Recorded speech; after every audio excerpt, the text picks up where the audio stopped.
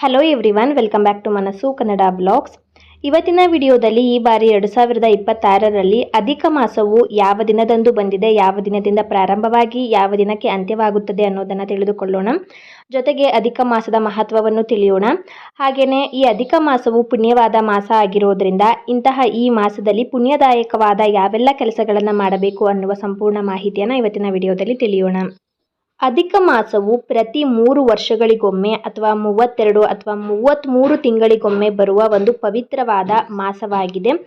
ಪ್ರತಿ ವರ್ಷವೂ ಕೂಡ ಅಧಿಕ ಮಾಸ ಅನ್ನುವುದು ಬರೋದಿಲ್ಲ. ಪ್ರತಿ 3 ವರ್ಷಗಳಿಗೊಮ್ಮೆ ಅಧಿಕ ಮಾಸ ಬರುವಂಥದ್ದು, 32 ಅಥವಾ 33 ತಿಂಗಳಿಗೊಮ್ಮೆ ಈ ಅಧಿಕ ಮಾಸ ಬರುವಂಥದ್ದು ತುಂಬಾ ಪುಣ್ಯದಾಯಕವಾದ ಮಾಸ ಆಗಿದೆ.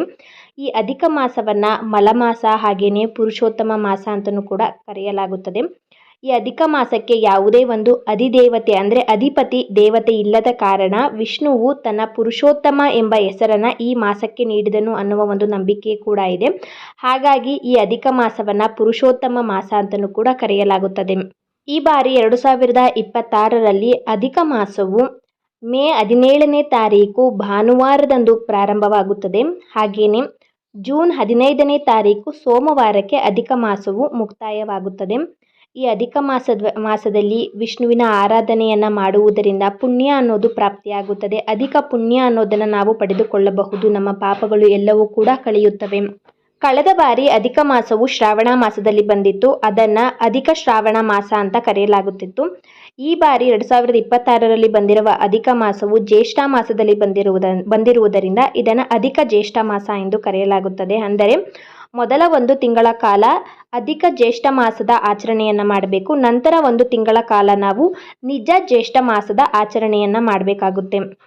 ಮೇ 17ನೇ ತಾರೀಕು ಭಾನುವಾರದಿಂದ ಜೂನ್ 15ನೇ ತಾರೀಕು ಸೋಮವಾರದ ತನಕ ನಾವು ಅಧಿಕ ಜ್ಯೇಷ್ಠ ಮಾಸದ ಆಚರಣೆಯನ್ನು ಮಾಡಬೇಕು. ನಂತರ ಬರುವಂತಹ 1 ತಿಂಗಳ ಕಾಲ ನಿಜ ಜ್ಯೇಷ್ಠ ಮಾಸದ ಆಚರಣೆಯನ್ನು ಮಾಡಬೇಕು.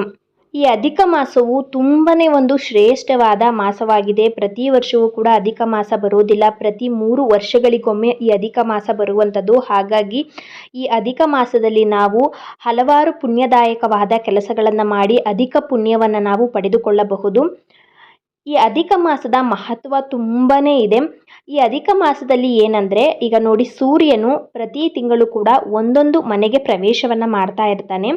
ಹೀಗೆ ಪ್ರವೇಶ ಮಾಡೋದನ್ನು ನಾವು ಸಂಕ್ರಾಂತಿ ಅಂತ ಕರಿತೀವಿ. ಈ ಸೂರ್ಯದೇವನು ಮಕರ ರಾಶಿಗೆ ಪ್ರವೇಶ ಮಾಡಿದಾಗ ನಾವು ಮಕರ ಸಂಕ್ರಾಂತಿ ಅಂತ ಆ ಹಬ್ಬವನ್ನು ಆಚರಣೆ ಮಾಡ್ತೀವಿ. ಅದೇ ರೀತಿಯಾಗಿ ಪ್ರತಿ ತಿಂಗಳು ಕೂಡ ಒಂದೊಂದು ಮನೆಗೆ ಅಂದರೆ ಒಂದೊಂದು ರಾಶಿಗೆ ಸೂರ್ಯದೇವನು ಪ್ರವೇಶ ಮಾಡ್ತಾ ಇರ್ತಾನೆ. ಅದನ್ನು ಸೂರ್ಯ ಸಂಕ್ರಾಂತಿ ಅಂದರೆ ಸೂರ್ಯ ಪ್ರವೇಶ ಮಾಡೋದನ್ನು ಸೂರ್ಯ ಸಂಕ್ರಾಂತಿ ಅಂತ ಕರಿತಾ ಇರ್ತೀವಿ. ಹಾಗೆಯೇ ಸೂರ್ಯನು ಯಾವಾಗ ಒಂದು ರಾಶಿಯಿಂದ ಇನ್ನೊಂದು ರಾಶಿಗೆ ಪ್ರವೇಶ ಮಾಡೋದಿಲ್ವೋ ಅಂತಹ ಸಮಯವನ್ನು ಅಧಿಕ ಮಾಸ ಅಂತ ಕರೆಯಲಾಗುತ್ತದೆ. ಈಗ ನೋಡಿ, ಪ್ರತಿಯೊಂದು ಮಾಸದಲ್ಲಿ ಅಂದರೆ ಪ್ರತಿಯೊಂದು ತಿಂಗಳಲ್ಲೂ ಕೂಡ ಒಂದೊಂದು ರಾಶಿಯಲ್ಲಿ ಸೂರ್ಯನ ಸಂಕ್ರಮಣವಾಗುತ್ತದೆ. ಆದರೆ ಈ ಅಧಿಕ ಮಾಸದಲ್ಲಿ ಸೂರ್ಯ ಯಾವುದೇ ರಾಶಿಯಲ್ಲಿ ಸಂಕ್ರಮಣ ಮಾಡುವುದಿಲ್ಲ, ಅಂದರೆ ಯಾವುದೇ ರಾಶಿಯನ್ನು ಕೂಡ ಪ್ರವೇಶ ಮಾಡುವುದಿಲ್ಲ. ಅಧಿಕ ಮಾಸದಲ್ಲಿ ಸೂರ್ಯ ಸಂಕ್ರಮಣದಲ್ಲಿ ಇರುವುದಿಲ್ಲ. ಹಾಗಾಗಿ ಇದನ್ನು ಅಧಿಕ ಮಾಸ ಅಂತ ಕರೆಯಲಾಗುತ್ತದೆ. ಸೂರ್ಯನು ಒಂದು ರಾಶಿಯಿಂದ ಮತ್ತೊಂದು ರಾಶಿಗೆ ಸಂಕ್ರಮಣ ಯಾವಾಗ ಆಗೋದಿಲ್ಲ ಅಂತಹ ಸಮಯದಲ್ಲಿ ಸೂರ್ಯನ ವೇಗ ಮತ್ತು ಚಂದ್ರನ ವೇಗದಲ್ಲಿ ವ್ಯತ್ಯಾಸಗಳು ಉಂಟಾಗುತ್ತವೆ. ಹಾಗೆಯೇ ವಾತಾವರಣದಲ್ಲಿಯೂ ಕೂಡ ಗ್ರಹಣ ಕಾಲ ಬರುತ್ತಲ್ಲ, ಆ ರೀತಿಯಾದ ಬದಲಾವಣೆಗಳಿಗೆ, ಗ್ರಹಣ ಬಂದಾಗ ಯಾವ ರೀತಿಯಾಗಿ ಬದಲಾವಣೆಗಳು ವಾತಾವರಣದಲ್ಲಿ ಆಗುತ್ತೋ ಅದೇ ರೀತಿಯಾಗಿ ಬದಲಾವಣೆಗಳು ಆಗ್ತವೆ. ಆ ವಾತಾವರಣ ಬದಲಾವಣೆ ಆದಾಗ ಮನುಷ್ಯರ ಆರೋಗ್ಯದ ಮೇಲೂ ಕೂಡ ಪರಿಣಾಮ ಬೀರುತ್ತೆ. ಹಾಗಾಗಿ ಮನುಷ್ಯರ ಆರೋಗ್ಯದ ಮೇಲೆ ಪರಿಣಾಮ ಬೀರಬಾರದು ಎನ್ನುವ ಕಾರಣಕ್ಕಾಗಿ ಈ ಅಧಿಕ ಮಾಸದಲ್ಲಿ ವ್ರತಗಳು ಮತ್ತು ಪುಣ್ಯದಾಯಕ ಕಾರ್ಯಗಳನ್ನು ಮಾಡಬೇಕು ಅಂತ ಶಾಸ್ತ್ರದಲ್ಲಿ ಉಲ್ಲೇಖಿಸಲಾಗಿದೆ. ಭಗವಾನ್ ವಿಷ್ಣು ಅಥವಾ ಪುರುಷೋತ್ತಮನಿಗೆ ಅಂತಲೇ ಸಮರ್ಪಿತವಾಗಿರುವಂತಹ ಈ ಅಧಿಕ ಮಾಸದಲ್ಲಿ ಜಪ, ತಪ, ದಾನ ಮತ್ತು ವ್ರತಗಳ ಆಚರಣೆಯನ್ನು ಮಾಡಬೇಕು. ಹಾಗೆಯೇ ಇಂತಹ ಒಂದು ಸಮಯದಲ್ಲಿ ಧಾರ್ಮಿಕ ಕಾರ್ಯಗಳು ಹೆಚ್ಚಿನ ಪುಣ್ಯವನ್ನು ನಮಗೆ ನೀಡುತ್ತವೆ. ಅಂದರೆ ನಾವು ಪುಣ್ಯದಾಯಕವಾಗಿರುವಂತಹ ಕಾರ್ಯಗಳನ್ನು ಈ ಅಧಿಕ ಮಾಸದಲ್ಲಿ ಮಾಡುವುದರಿಂದ, ವ್ರತಗಳ ಆಚರಣೆಯನ್ನು ಈ ಅಧಿಕ ಮಾಸದಲ್ಲಿ ಮಾಡುವುದರಿಂದ ಅಧಿಕ ಪುಣ್ಯ ಅನ್ನೋದು ನಮಗೆ ಪ್ರಾಪ್ತಿಯಾಗುತ್ತದಂತೆ, ಪಾಪಗಳನ್ನು ನಾಶ ಮಾಡುತ್ತದೆ. ಹಾಗೆಯೇ ಅಧಿಕ ಪುಣ್ಯ ಅನ್ನೋದು ನಮಗೆ ಲಭಿಸುತ್ತದಂತೆ. ಈ ಅಧಿಕ ಮಾಸವು ದೇವರ ಕಾರ್ಯಗಳಾಗಿರ್ಬೋದು, ದೇವರ ವ್ರತಗಳು ಹಾಗೆಯೇ ಪುಣ್ಯದಾಯಕ ಕೆಲಸಗಳನ್ನು ಮಾಡಬೇಕು. ಈ ಅಧಿಕ ಮಾಸದಲ್ಲಿ ಯಾವುದೇ ಒಂದು ಶುಭ ಕಾರ್ಯಗಳನ್ನು ಈ ಅಧಿಕ ಮಾಸದಲ್ಲಿ ಮಾಡಬಾರ್ದು. ಅಂದರೆ ಮದುವೆ ಆಗಿರ್ಬೋದು, ನಾಮಕರಣ, ಗೃಹ ಪ್ರವೇಶ, ಈ ರೀತಿಯಾದ ಮನೆಯಲ್ಲಿ ಯಾವುದೇ ಒಂದು ಶುಭ ಸಮಾರಂಭವನ್ನು ಕೂಡ ಈ ಅಧಿಕ ಮಾಸದಲ್ಲಿ ಮಾಡಬಾರದು ಅನ್ನುವ ಒಂದು ನಂಬಿಕೆ ಕೂಡ ಇದೆ. ಹೆಚ್ಚಾಗಿ ಈ ಅಧಿಕ ಮಾಸದಲ್ಲಿ ದೇವರ ಕಾರ್ಯಗಳು, ದೇವರ ವ್ರತಗಳು ಹಾಗೆಯೇ ದಾನ ಆಗಿರ್ಬೋದು, ಪುಣ್ಯದಾಯಕ ಕಾರ್ಯಗಳನ್ನೇ ಈ ಅಧಿಕ ಮಾಸದಲ್ಲಿ ಮಾಡಬೇಕು. ಅದರಿಂದ ನಾವು ಕೂಡ ವಿಶೇಷವಾದ ಫಲಗಳನ್ನು, ದುಪ್ಪಟ್ಟಾದ ಫಲಗಳನ್ನು ನಾವು ಪಡೆದುಕೊಳ್ಳುತ್ತೀವಿ. ಈ ಬೇರೆ ಎಲ್ಲ ಮಾಸದಲ್ಲಿ ಅಂದರೆ ಬೇರೆ ಎಲ್ಲ ಪ್ರತಿದಿನವೂ ಕೂಡ ನಾವು ದೇವರ ವ್ರತ, ದೇವರ ಪೂಜೆಯನ್ನು ಮಾಡುವುದಕ್ಕಿಂತ ಈ ಅಧಿಕ ಮಾಸದಲ್ಲಿ ಬರುವಂತಹ ದಿನಗಳಲ್ಲಿ ನಾವು ದೇವರ ವ್ರತ, ಪುಣ್ಯದಾಯಕವಾದ ಕಾರ್ಯಗಳನ್ನು ಮಾಡುವುದರಿಂದ ದುಪ್ಪಟ್ಟಾದ ಫಲ ಅನ್ನೋದು ನಮಗೆ, ದುಪ್ಪಟ್ಟಾದ ಪುಣ್ಯ ಅನ್ನೋದು ನಮಗೆ ಪ್ರಾಪ್ತಿಯಾಗುತ್ತದೆ. ಈ ಅಧಿಕ ಮಾಸದಲ್ಲಿ ನಾವು ಮಾಡಲೇಬೇಕಾದ ವ್ರತಗಳು ಹಾಗೆಯೇ ಪುಣ್ಯದಾಯಕ ಕಾರ್ಯಗಳ ಬಗ್ಗೆ ಈಗ ತಿಳಿದುಕೊಳ್ಳೋಣ. ಈ ಅಧಿಕ ಮಾಸದಲ್ಲಿ ಉಪವಾಸದ ಆಚರಣೆಯನ್ನು ಕೂಡ ಮಾಡ್ಬೋದು. ಅಂದರೆ 1 ತಿಂಗಳು ಏನು ಅಧಿಕ ಮಾಸ ಇರುತ್ತೋ ಆ 1 ತಿಂಗಳ ಕಾಲ ಕೂಡ ಉಪವಾಸವನ್ನು ಮಾಡ್ಬೋದು. ಆದರೆ ತುಂಬ ಜನಕ್ಕೆ ಇದು ಕಠಿಣ. 1 ತಿಂಗಳ ಕಾಲ ಉಪವಾಸವನ್ನು ಮಾಡುವುದು ನಿಜವಾಗ್ಲೂ ಕಠಿಣ ಆಗುತ್ತೆ ಅನ್ನೋದಾದರೆ ಮಾಡಿ, ಇಲ್ಲ ಅಂದರೆ ಅವಶ್ಯಕತೆ ಏನಿಲ್ಲ. ಆದರೆ 1 ತಿಂಗಳ ಕಾಲ ಉಪವಾಸ ಮಾಡುವ ಒಂದು ಪದ್ಧತಿ ಕೂಡ ಅಧಿಕ ಮಾಸದಲ್ಲಿ ಇದೆ. ಹಾಗೇನೆ ನಕ್ತ ಭೋಜನ ಅನ್ನುವ ಒಂದು ಆಚರಣೆ ಕೂಡ ಈ ಅಧಿಕ ಮಾಸದಲ್ಲಿ ಇದೆ. ಅಂದರೆ ಹಗಲಲ್ಲಿ ಊಟವನ್ನು ಮಾಡದೆ ಕೇವಲ ರಾತ್ರಿಯ ಸಮಯದಲ್ಲಿ ಮಾತ್ರ ಊಟವನ್ನು ಮಾಡುವಂಥ ಒಂದು ಆಚರಣೆ ಕೂಡ ಇದೆ. ಇನ್ನೊಂದೇನೆಂದರೆ ದಿನದಲ್ಲಿ 1 ಬಾರಿ ಮಾತ್ರ ಊಟ ಮಾಡುವ ಒಂದು ಪದ್ಧತಿ ಕೂಡ ಈ ಅಧಿಕ ಮಾಸದಲ್ಲಿ ಮಾಡ್ಬೋದು. ಅಂದರೆ ಮೂರು ಸಲ ಊಟವನ್ನು ಮಾಡ್ತೀವಲ್ಲ, ಒಮ್ಮೆ ಯಾವುದಾದ್ರೂ 3 ಸಮಯದಲ್ಲಿ ಯಾವುದಾದ್ರೂ ಒಂದು ಸಮಯದಲ್ಲಿ ಆಹಾರವನ್ನು ಸೇವನೆಯನ್ನು ಮಾಡಿ ಉಪವಾಸವನ್ನು ಮಾಡುವ ಒಂದು ಆಚರಣೆ ಕೂಡ ಈ ಅಧಿಕ ಮಾಸದಲ್ಲಿ ಇದೆ. ಇಲ್ಲ ಹಗಲೆಲ್ಲ ಉಪವಾಸವಿದ್ದು ರಾತ್ರಿಯ ಸಮಯದಲ್ಲಿ, ಅಂದರೆ ರಾತ್ರಿಯ ಮೊದಲನೇ ಒಂದು ಇದರಲ್ಲಿ, ಅಂದರೆ ರಾತ್ರಿ ಪ್ರಾರಂಭ ಆಗುತ್ತೆ ನೋಡಿ, ಅಂತಹ ಸಮಯದಲ್ಲಿ ಊಟವನ್ನು ಮಾಡುವ ಒಂದು ಆಚರಣೆ ಕೂಡ ಇದೆ.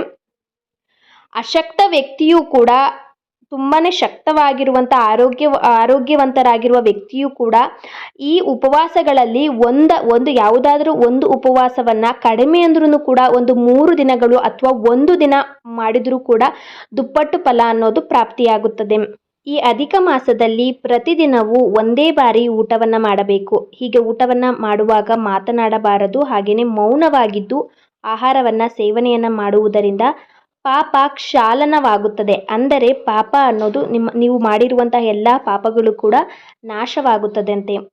ಹಾಗೆಯೇ ತೀರ್ಥ ಸ್ನಾನವನ್ನು ಮಾಡಬೇಕು. ಕಡಿಮೆ ಅಂದರೂ 1 ದಿನವಾದರೂ ಗಂಗಾ ಸ್ನಾನವನ್ನು ಮಾಡಿದರೆ ಎಲ್ಲ ಪಾಪಗಳಿಂದ ಮುಕ್ತಿ ಅನ್ನೋದು ಪ್ರಾಪ್ತಿಯಾಗುತ್ತದೆ. ಹಾಗೆಯೇ ಪುರುಷೋತ್ತಮನ ನಾಮಜಪವನ್ನು, ಕೃಷ್ಣನ ಪೂಜೆ ಹಾಗೆಯೇ ನಾಮಜಪವನ್ನು ಈ ಮಾಸದಲ್ಲಿ ಹೆಚ್ಚಾಗಿ ಮಾಡಬೇಕು. ಅಧಿಕ ಮಾಸದಲ್ಲಿ ದಾನವನ್ನು ಮಾಡುವುದಕ್ಕೆ ಹೆಚ್ಚಿನ ಮಹತ್ವನೇ ಇದೆ. ಅಧಿಕ ಮಾಸದ ದಾನದ ಮಹತ್ವ ಹಾಗೆಯೇ ಯಾವೆಲ್ಲ ವಸ್ತುಗಳನ್ನು ದಾನವನ್ನು ಮಾಡಬೇಕು, ಯಾವ ದಿನಗಳಲ್ಲಿ ದಾನವನ್ನು ಮಾಡಬೇಕು ಅನ್ನುವ ಸಂಪೂರ್ಣ ಮಾಹಿತಿಯನ್ನು ಮುಂದಿನ ವಿಡಿಯೋದಲ್ಲಿ ನಾನು ತಿಳಿಸ್ಕೊಡ್ತೀನಿ. ತಾಂಬೂಲ ದಾನವನ್ನು ಮಾಡಬೇಕು ಅಂತ ಹೇಳ್ತಾರೆ. ವೀಳ್ಯದೆಲೆ ದಕ್ಷಿಣೆಯ ದಾನವನ್ನು ಮಾಡಬೇಕು. ಹಾಗೆಯೇ ಗೋಪೂಜೆಯನ್ನು ಮಾಡಬೇಕು. ಅದರಲ್ಲೂ ಹೆಚ್ಚಾಗಿ ಅಪೂಪ ದಾನ ಅಂತ ಕರೆಯಲಾಗುತ್ತದೆ. ಅನಾರಸಗಳ ದಾನ ಅಂತ ಹೇಳಲಾಗುತ್ತದೆ. ಅನಾರಸಗಳ ಅಪೂಪ ದಾನವನ್ನು ಮಾಡಬೇಕು. ಈ ದಾನದ ಅಧಿಕ ಮಾಸದಲ್ಲಿ ಮಾಡುವಂಥ ದಾನದ ಬಗ್ಗೆ ನಾನು ಮುಂದಿನ ವಿಡಿಯೋದಲ್ಲಿ ನಾನು ಸಂಕ್ಷಿಪ್ತವಾಗಿ ಪೂರ್ಣವಾಗಿ ತಿಳಿಸ್ಕೊಡ್ತೀನಿ. ದಾನಕ್ಕೂ ಕೂಡ ಹೆಚ್ಚಿನ ಮಹತ್ವವಿದೆ ಈ ಅಧಿಕ ಮಾಸದಲ್ಲಿ. ಅಧಿಕ ಮಾಸದಲ್ಲಿ ಪುರುಷೋತ್ತಮನ, ಕೃಷ್ಣನ, ವಿಷ್ಣುವಿನ ನಾಮಜಪವನ್ನು, ಪೂಜೆಯನ್ನು, ವ್ರತವನ್ನು ಮಾಡುವುದರ ಜೊತೆಗೇ ಗೋಪೂಜೆಯನ್ನು ಮಾಡಬೇಕು. ಗೋಗ್ರಾಸವನ್ನು ಕೂಡ ಕೊಡಬೇಕು. ಹಾಗೆಯೇ ದಾನವನ್ನು ಕೂಡ ನೀವು ನೀಡಬೇಕು. ತುಂಬಾ ಮುಖ್ಯವಾದದ್ದು 33 ಬತ್ತಿಯ ದೀಪವನ್ನು ಕೂಡ ಈ ಅಧಿಕ ಮಾಸದಲ್ಲಿ ನಾವು ಹಚ್ತೀವಿ. ಹೇಗೆ ಹಚ್ಚಬೇಕು, ಅಧಿಕ ಮಾಸದ ಯಾವ ದಿನದಂದು ಹಚ್ಚಬೇಕು, ಅದರ ಮಹತ್ವ ಎಲ್ಲವನ್ನು ಕೂಡ ನಾನು ಮುಂದಿನ ವಿಡಿಯೋಸಲ್ಲಿ ಸಂಕ್ಷಿಪ್ತವಾಗಿ ತಿಳಿಸ್ಕೊಡ್ತೀನಿ. ಅಧಿಕ ಮಾಸದ ಬಗ್ಗೆ ಇನ್ನೂ ಹಲವಾರು ಮಾಹಿತಿಗಳನ್ನು ತಿಳಿಸ್ಕೊಡೋದಿದೆ. ಎಲ್ಲವನ್ನು ಕೂಡ ಒಂದೊಂದಾಗಿ ಪ್ರತಿಯೊಂದು ವಿಡಿಯೋಸಲ್ಲೂ ಮುಂದಿನ ವಿಡಿಯೋಸಲ್ಲಿ ನಾನು ತಿಳಿಸ್ಕೊಡ್ತಾ ಹೋಗ್ತೀನಿ. ಈ ವಿಡಿಯೋ ನಿಮ್ಗೆ ಏನಾದರೂ ಇಷ್ಟ ಆಗಿದೆ ಅಂತ ಅನಿಸಿದ್ರೆ ಮನಸ್ಸು ಕನ್ನಡ ವ್ಲಾಗ್ಸ್ ಚಾನಲ್ಗೆ ಸಬ್ಸ್ಕ್ರೈಬ್ ಮಾಡಿಕೊಳ್ಳಿ.